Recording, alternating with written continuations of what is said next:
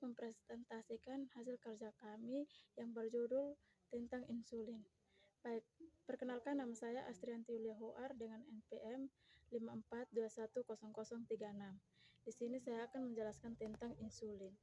Yang pertama, pengertian insulin. Insulin adalah hormon alami berupa hormon polipeptida yang diproduksi oleh organ pankreas atau sel-sel beta yang berfungsi dalam mengatur metabolisme karbohidrat dan tingkat gula darah atau glukosa di dalam tubuh. Yang berikut, insulin dihasilkan oleh kelenjar pankreas pada tubuh kita, namun hormon insulin yang diproduksi oleh tubuh kita dikenal juga sebagai sebutan insulin endogen.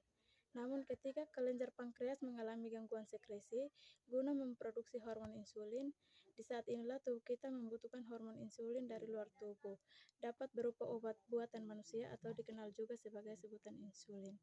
Berikut saya berikan kepada teman-teman untuk mempresentasikan slide berikut. Slide berikutnya, saya akan menjelaskan kapan Perkenalkan, nama saya Maria Irene Serantaek, NPM 54210014. Slide berikutnya, saya akan menjelaskan kapan seseorang memerlukan hormon insulin dari luar tubuh. Yang pertama, karena kekurangannya produksi insulin oleh pankreas. Yang kedua, karena resistensi insulin sehingga penggunaan pada tubuh tidak efektif atau berkurangnya sensitivitas terhadap insulin. Yang ketiga, penyakit autoimun, diabetes yang merusak sel pankreas atau tempat insulin yang dihasilkan. Yang keempat, kelebihan gula dan lemak. Gula dan kalori akan timbul menjadi lemak. Slide berikutnya, kapan insulin disekresikan oleh pankreas.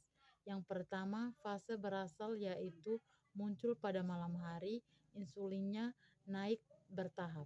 Yang kedua, fase postprandial yaitu muncul setelah makanan, insulinnya melonjak tinggi disebabkan untuk pengambilan karbohidrat, protein, dan lemak setelah makanan. Slide berikutnya saya berikan kepada teman-teman lain. Perkenalkan, nama saya Mariana Telabuk Fahid, NPM 54210064. Di sini saya akan menjelaskan beberapa penjelasan mengenai insulin. Yang pertama, kapan insulin disekresikan oleh beta pankreas. Yang pertama ada dua fase, yaitu fase basal dan fase postprandial. Yang pertama fase basal. Fase basal yaitu muncul pada malam hari, insulinnya naik bertahap.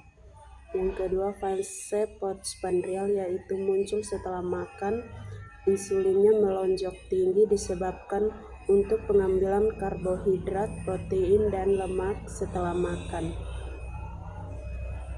Terus yang berikut ada 4 insulin yang diproduksi dan dikategorikan berdasarkan puncak dan jangka waktu efeknya. Yang pertama, insulin kerja cepat. Insulin reguler jernih, memiliki onset cepat dan durasi pendek, cocok untuk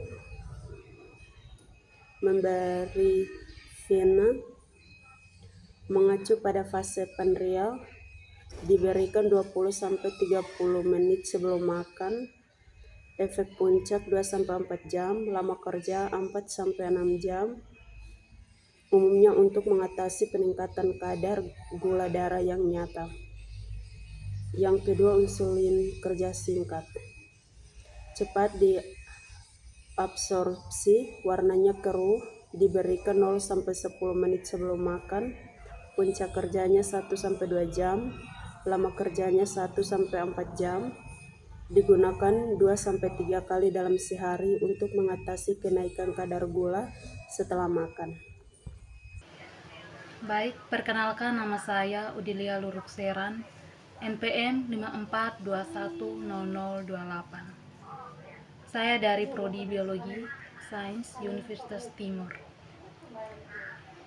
Baik, di sini saya akan menjelaskan lanjutan dari materi kami tentang bakteriologi insulin.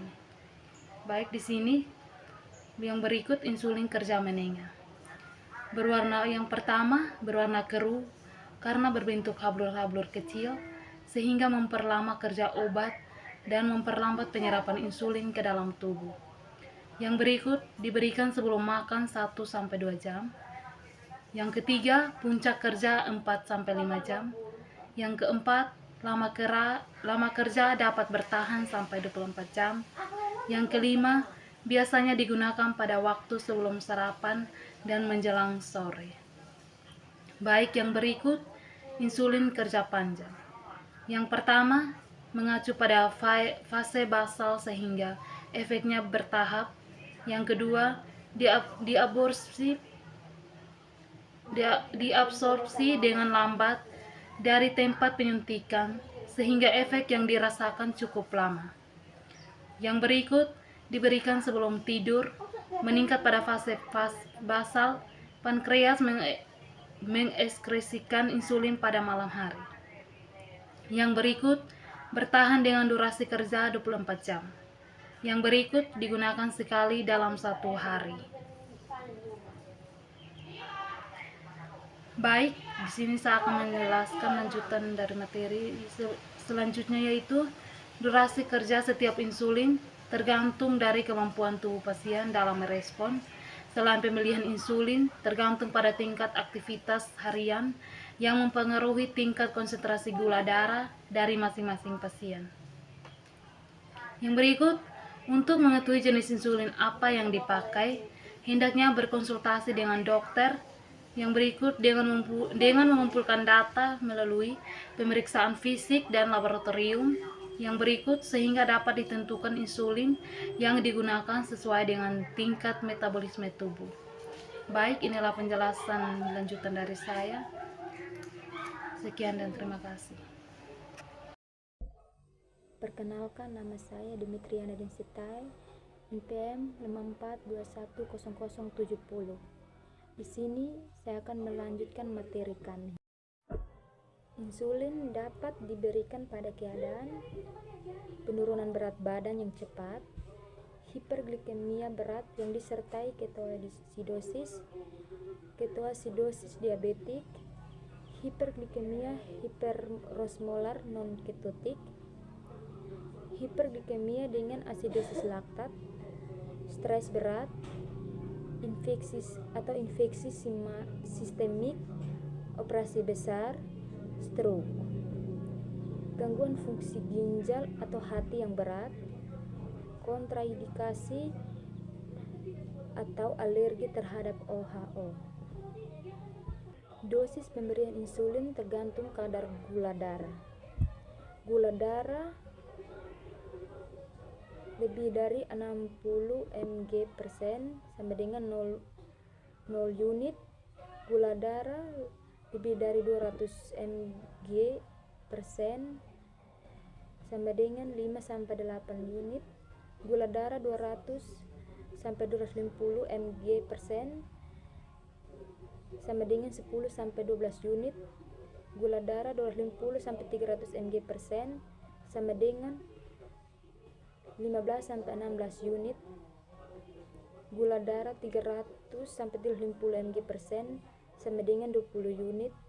Gula darah kurang dari 350 mg/% sama dengan 20 sampai 24 unit. Nama saya Bernadita Bano dengan NPM 54210055. Slide berikut, penyuntikan insulin adalah terapi pemberian insulin kepada pasien yang mengalami kekurangan hormon insulin dalam tubuh. Indikasi, semua penyandang DM, kontraindikasi, alergi terhadap obat hipoglikemik oral. Yang berikut persiapan alat dan bahan. Catatan pemberian obat insulin dalam tempat, spuit insulin, kapasi alkohol dalam tempatnya, bak injeksi, bengkok, sarung tangan, dan steril. Yang berikut cara menyiapkan insulin. Insulin vial. Mencuci tangan, tutup vial insulin harus diusap dengan cairan alkohol 70%. Untuk semua insulin kecuali insulin kerja cepat harus digulung-gulung dengan secara perlahan dengan kedua telapak tangan. Hal ini bertujuan untuk melarutkan kembali suspense atau jangan dikocok. Ambilkan udara sejumlah insulin yang akan diberikan dan suntiklah ke dalam vial untuk mencegah ruang vakum dalam vial.